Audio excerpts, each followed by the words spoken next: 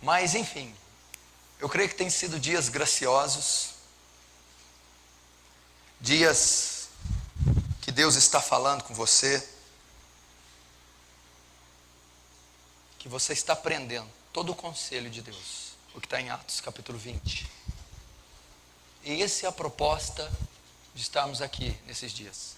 Talvez tendo entendimento do maior dos conhecimentos, o conhecimento da pessoa de Deus, ali, os atributos de Deus. O que são os atributos de Deus? As qualidades, características que Deus atribui a si mesmo. A personalidade de Deus, caráter, quem Deus é. Porque a maioria de nós, dos modernos, cristãos modernos, não conhecem Deus, não sabem quem é Deus. Acho que é um velho barbudo que está no céu. E nós sabemos que a Escritura revela um outro Deus. Ele não está em Aparecida do Norte, ele não está ali, ele não é barbudo, ele não é Papai Noel, ele não é fraco, não é covarde. Ele é um Deus que está muito acima até da nossa compreensão, que excede muito o nosso poder de compreensão. E o objetivo desse conhecimento é para quê? O conhecimento de Deus, ele é necessário para toda a vida cristã. Isso aqui não é só um tema teológico ou um estudo que nós decidimos fazer. Sem conhecimento de Deus, não se pode ter fé em Deus, não se pode orar a Deus, se eu não conheço a Deus, não se pode crer, não se pode temer, não se pode obedecer, então não se pode fazer nada. Nada que diz respeito ao cristianismo, se eu não conheço a Deus. Deus é Pai, Deus está aí, Deus cada um por si, como é que é? Deus por todos. O meu ditado é assim, cada um por si e Deus por ninguém. Porque sem conhecimento de Deus, nós não temos a condição de exercer a nossa fé. Então, o conhecimento de Deus traz para nós santificação, crescimento, padrão de fé. Como eu disse lá, o meu povo se perde por falta de conhecimento. Falta de conhecimento de Deus. Não havendo visão, o povo se corrompe. Não havendo visão de Deus, o povo se perde, se corrompe. Vós adorais quem não conheceis. Uma adoração que é dirigida a um Deus estranho.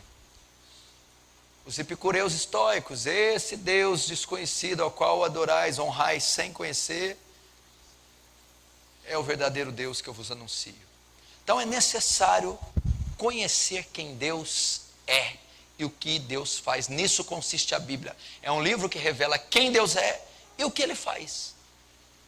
Então sua maior necessidade aqui essa noite, esses dias, a sua vida é de conhecer a Deus. Quem é este ser extraordinário, onipotente, onisciente, santo? Nós precisamos conhecê-lo para que nós não venhamos incorrer nos grandes erros que esse século tem incorrido. E nós estudamos aqui alguns atributos. No primeiro dia estudamos a necessidade de conhecer. Depois no segundo dia alguns atributos: onipotência, onipresença, onisciência, espiritualidade, unidade, imutabilidade, eternidade, imensidão. Depois nós estudamos sobre a santidade de Deus. Deus é santo, que é o atributo mais inerente à sua natureza. E hoje nós vamos tratar da justiça de Deus. É outro atributo, é outra qualidade, é outra característica do caráter de Deus. Deus é justo. Vamos abrir no Salmo 89.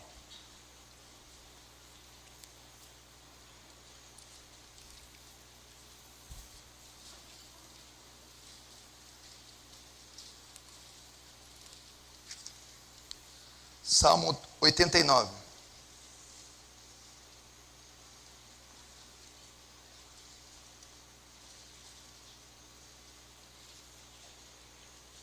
Verso 14 diz assim: justiça e direito são o fundamento do seu trono. Outras traduções: justiça e juízo são a base do seu trono. Graça e verdade te precedem. Misericórdia e verdade vão diante do seu rosto.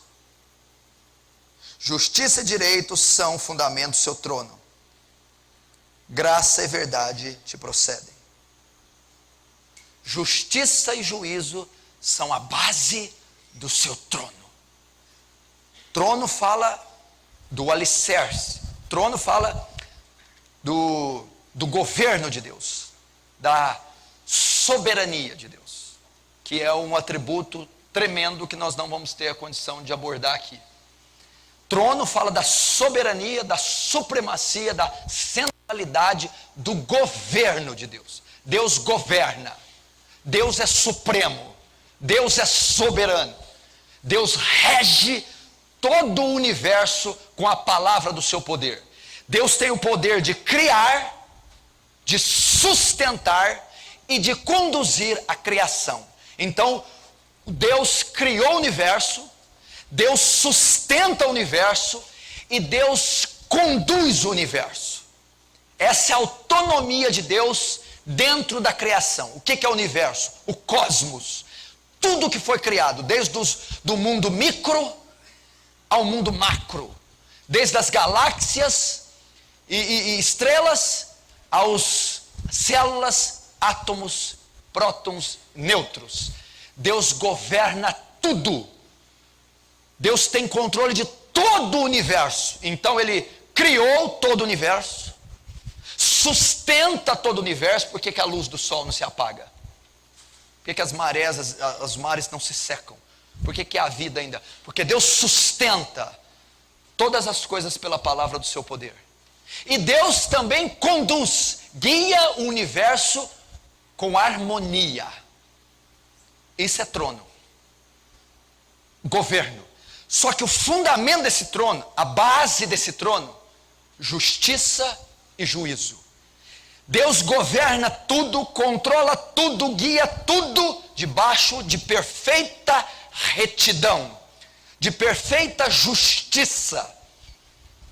É a base do seu governo, é a base das ações de Deus, é a base da soberania de Deus, justiça. Deus é justo. É outra característica. Justiça fala da excelência moral de Deus. Deus é absolutamente justo e sempre age baseado na sua justiça. Jamais pode ser acusado de transgressor. Suas obras, decretos e juízos são absolutamente perfeitos. Pra você ter uma ideia, a justiça é um atributo tão importante quanto a santidade, o amor e alguns outros atributos essenciais. A justiça também está intrinsecamente ligada à natureza de Deus. A justiça não é algo que Deus decide ser ou fazer. A justiça significa que Deus é. Para Deus deixar de ser justo, Ele teria que deixar de ser Deus. Para Ele ser Deus, Ele tem que ser justo. A sua natureza é justa. Justiça não é um sentimento, não é uma ação, é um atributo de Deus.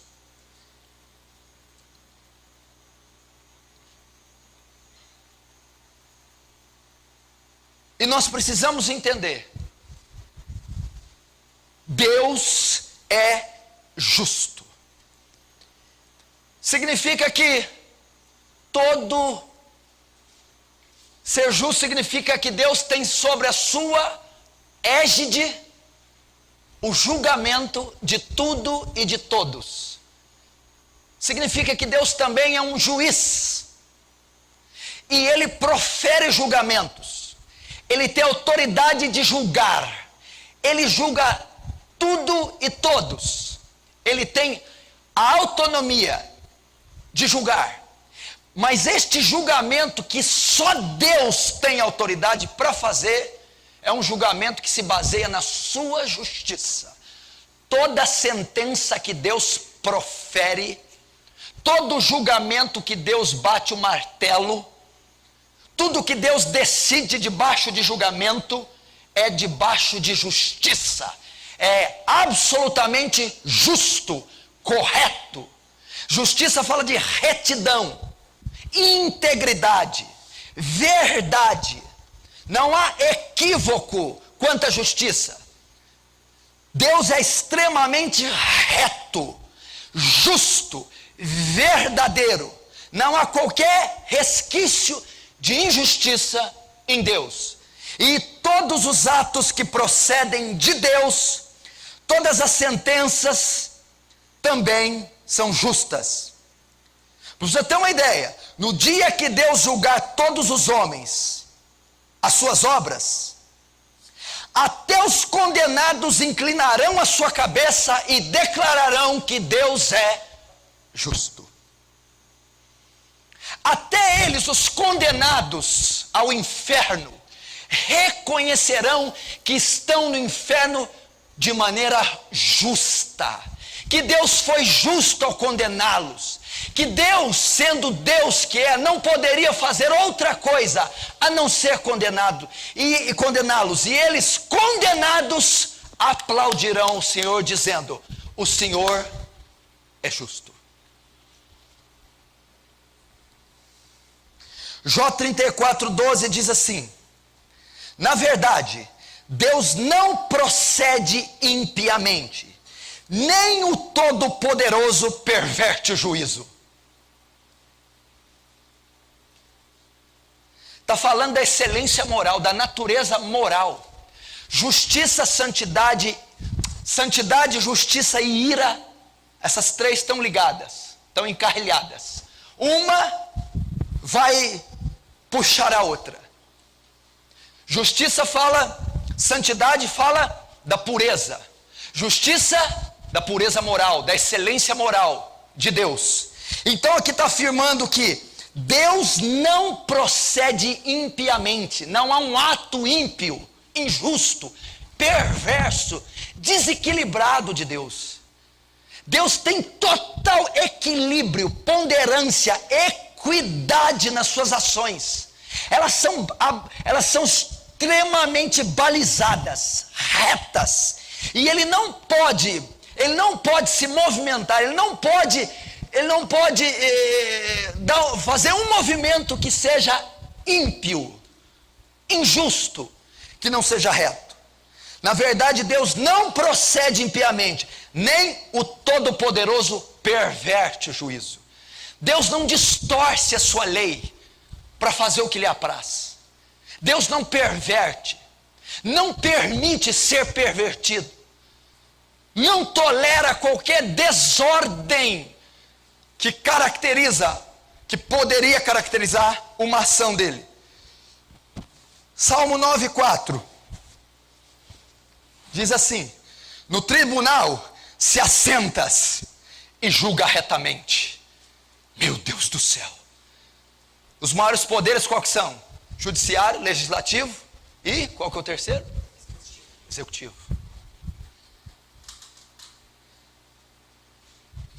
Aqui o poder que está sobre Deus. Ele está sentado num tribunal. No tribunal te assentas e julgas retamente. Ele é o juiz de toda a terra. Ele é o juiz que vai julgar até anjos. E a Bíblia diz que ele está no seu trono, no seu tribunal, e ele julga retamente.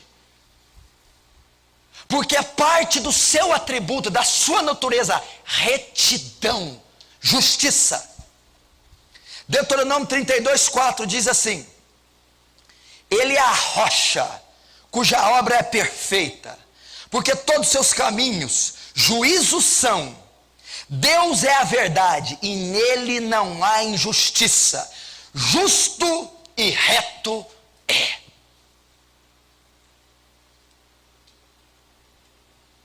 Você está apavorado? Você está achando ruim? Que coisa ruim seria a gente crer num Deus injusto, né?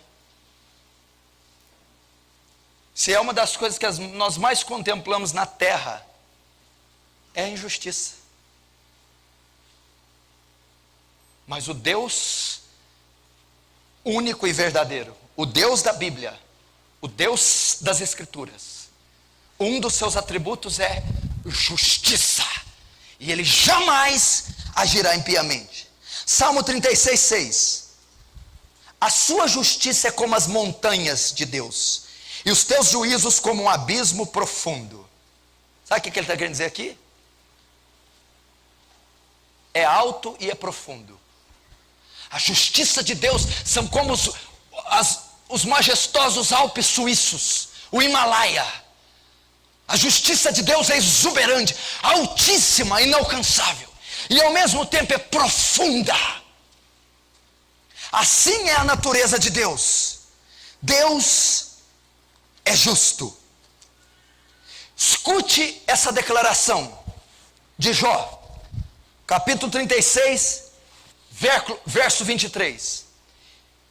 Jó 36, 23 revela a natureza da justiça de Deus.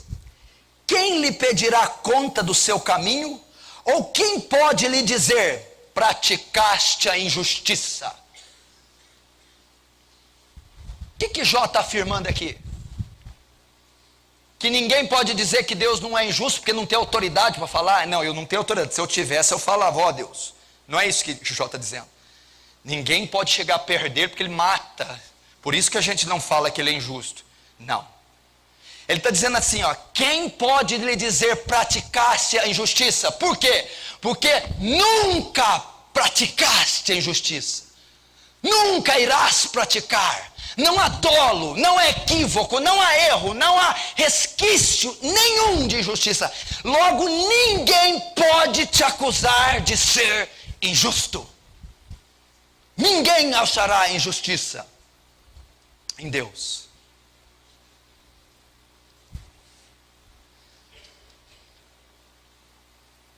Esse é um dos atributos de Deus, justiça.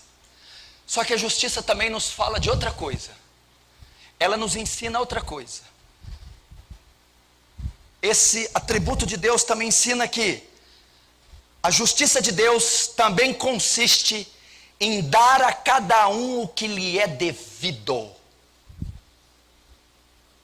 Ser justo significa que Deus deve fazer valer a justiça sobre a sua criação. Deus está entronizado para fazer com que a sua justiça seja executada. E ser justo significa dar a cada um que lhe é devido. Adão e Eva, um só pecado foi suficiente para toda a raça humana se corromper. Por que Deus os tirou do Éden? Por que Deus os condenou? Por que a terra foi maldita a criação? Por causa da justiça de Deus. Ela não pode ser indiferente contra a injustiça. A justiça de Deus demanda que Ele condene, que Ele venha punir o transgressor. Então, para que não ocorresse nada na terra e Adão e Eva ficassem impunes, Deus teria que ser injusto. Então, esse atributo da justiça de Deus, que é uma das essências do seu ser, fez com que ele punisse, ou seja, usasse de justiça, condenando Adão e Eva. Está entendendo? Ah, mas Deus não é bom? É, ué. Você é uma mãe boa? Você deixa a maconheira entrar na sua casa? Não, eu não deixo. Por quê? Porque eu sou boa. Se você fosse uma mãe ruim, você deixava entrar traficante. Então, Deus é bom. Se Deus é bom, eu não posso deixar pecador solto. Tem que condenar.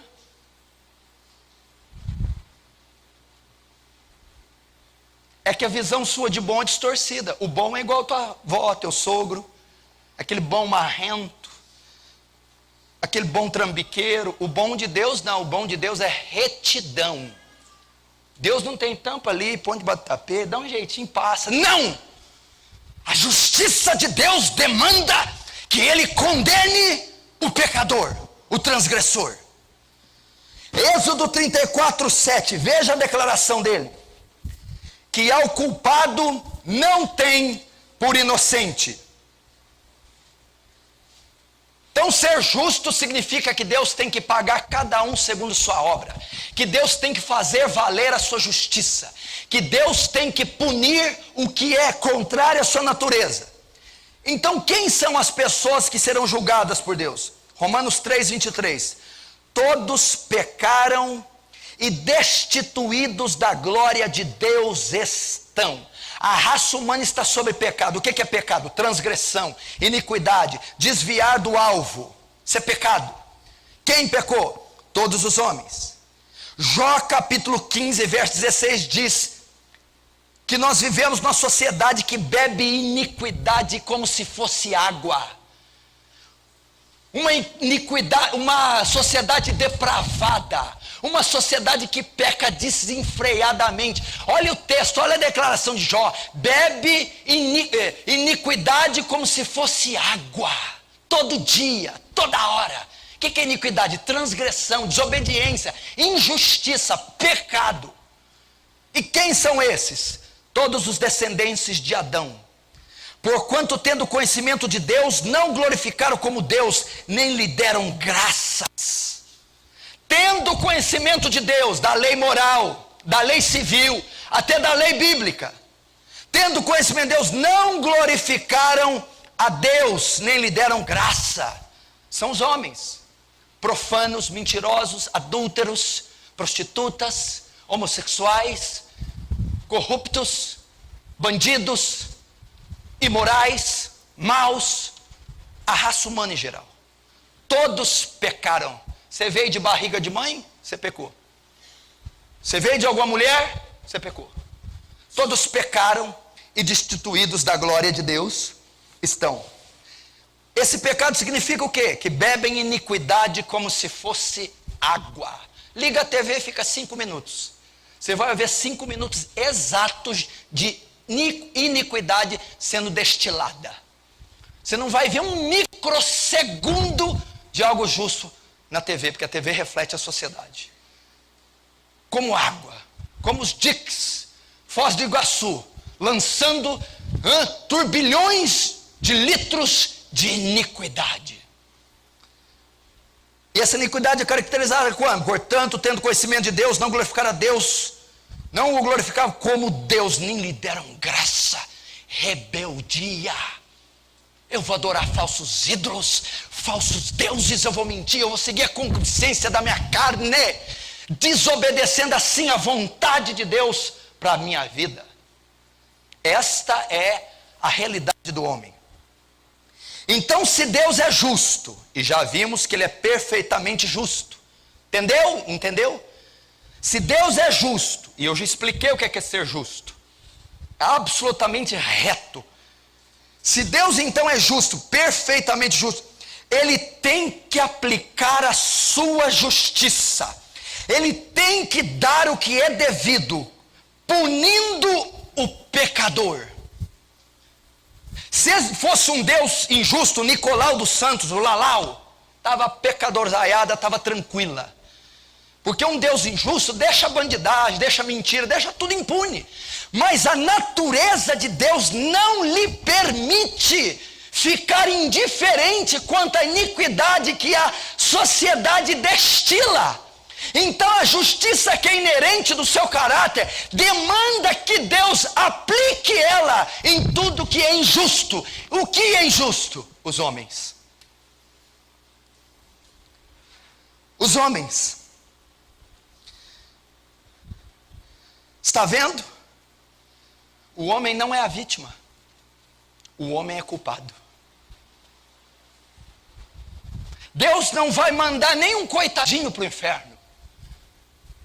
Não existe uma pessoa que está no inferno, ou que irá para o inferno, que está lá de modo injusto. Porque um Deus justo, absurdamente justo, não pode cometer injustiça. Eu te disse aqui. Então ninguém vai para o inferno não merecendo.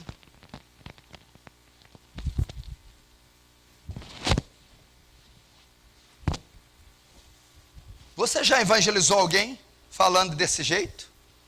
Você já evangelizou alguém falando desse atributo? Você já usou esse atributo para evangelizar alguém? Você evangeliza, Deus te ama, Jesus te ama. Vamos para a igreja, você está com dor de cabeça, vai. Se precisa arrumar uma namorada, vamos para a igreja. Vai lá, Deus vai te dar uma vida melhor, te dar um emprego bom. É assim que você evangeliza? Está mandando essa pessoa para o inferno. Porque Pedro não evangelizou assim, nem Paulo, nem Estevão, nem Jesus. Você já evangelizou uma pessoa mencionando o atributo chamado justiça? Você já chegou para a pessoa, ei, você sabia que Deus é justo? O que significa? Que Ele é excelente em moral, que Ele é reto nos seus caminhos e juízos, e a justiça dele demanda que Ele venha punir o que é injusto. E quem é injusto? Injustos são aqueles que cometem pecados. Quem comete pecado? Você conhece os 10 mandamentos? Não matarás, não furtarás, não cobiçar a mulher do próximo. Você já quebrou algum deles alguma vez? Eu já quebrei alguns várias vezes. Então a justiça de Deus demanda que Ele condene você. Já evangelizou alguém assim?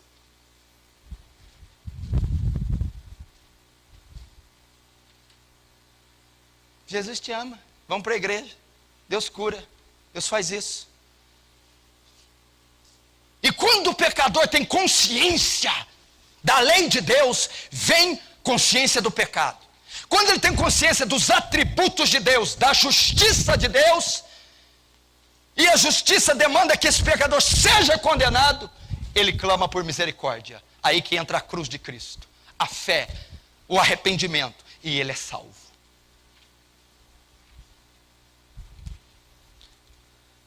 Deus é justo. A justiça de Deus. Isso aqui tá, hein?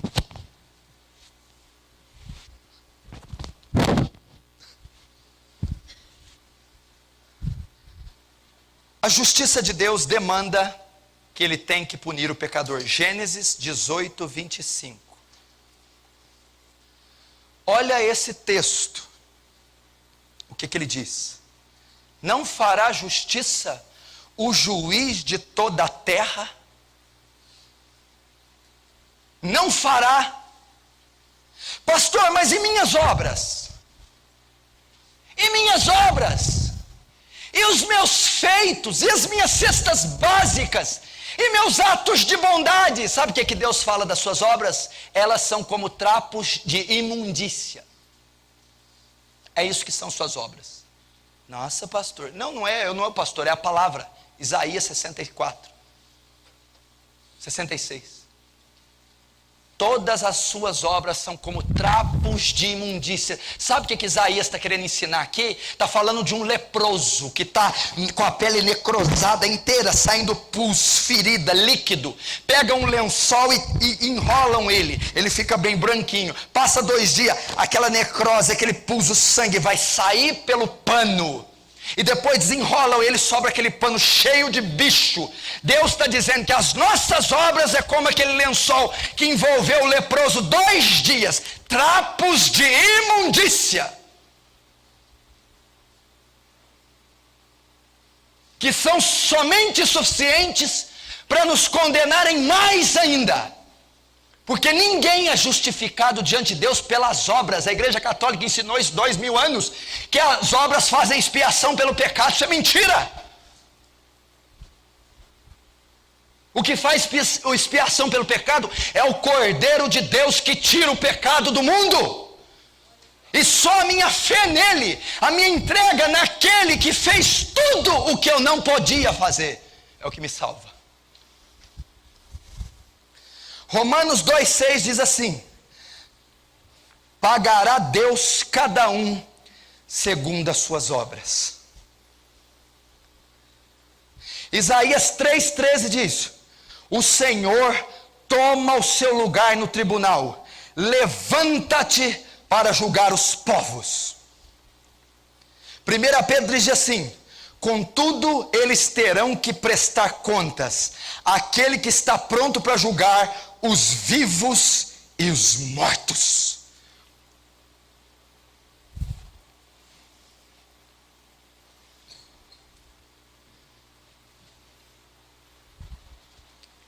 Esse atributo se chama a justiça de Deus. A Bíblia diz em Romanos e em 1 Coríntios que cada um de nós prestará conta diante do tribunal de Cristo. Há dois tribunais, há dois tronos: o tribunal de julgamento e o trono branco. E a justiça de Deus ordena que Ele julgue toda a raça humana. E cada um de nós será julgado segundo as nossas obras. Um dia você vai se desfazer deste corpo. Um dia você vai morrer. Um dia vai deixar a terra. E quando você deixar essa terra, você vai se apresentar diante do tribunal. Você e ele. E você vai ter que dar conta de toda a sua vida aqui. Ele não vai deixar passar, cortar fila. Ele não vai ter jeitinho brasileiro.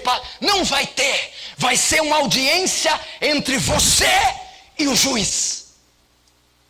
E o juiz, que é justo por excelência, tem que julgar.